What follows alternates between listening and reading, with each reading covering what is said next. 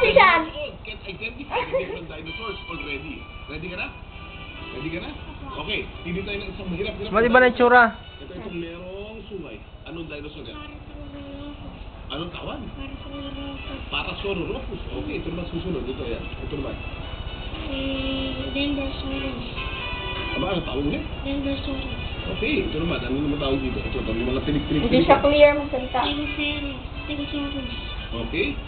Stegosaurus. Ito naman. Itong mahabang leeg. Yan. Apatosaurus. Aba?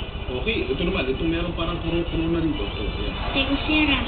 Eh, hindi lang po sa dinosaur magaling itong batang ito. Kaya niya mag-identify ng mga US president, pareho ng kanina, pareho ni Sean. Pero ito naman yung kakaiba. Dahil pati birthday, araw ng kamatayan, at kung ano pa. US president's birthday, death date, at yung kung kailan nagsilbi. Kaya mo mag-identify ng mga US president? Okay, subukan natin. Isa-flash natin ulit sa ating mga screen ng mga Sinigada.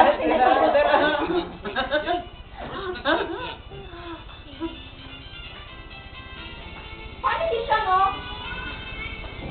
Si Sean. Medyo nahihirapan ang ating mga kabataan po. Dahil magulo po ang ating monitor sa ating screen po ngayon. O, hindi ba alam? Mami, paano po naging ganito katalino po ang ating baby? Nasa pagtutsaga at pagtuturo yan. Talagang tsaga, no? Tapos kanilang pagtawag dito. Wala kasi ako eh. Okay, ma'am. Ganito po ang ating gagawin. Meron tayong guest ngayong umaga, isa pong developmental Visit ka, si Nilia. Kakasalita. Association for the Gifted. Ang pangalan po niya ay si Dr. Jocelyn Eusebio, na palagi natin guest po ito. Ito ba eksperto talaga sa mga. Ma'am,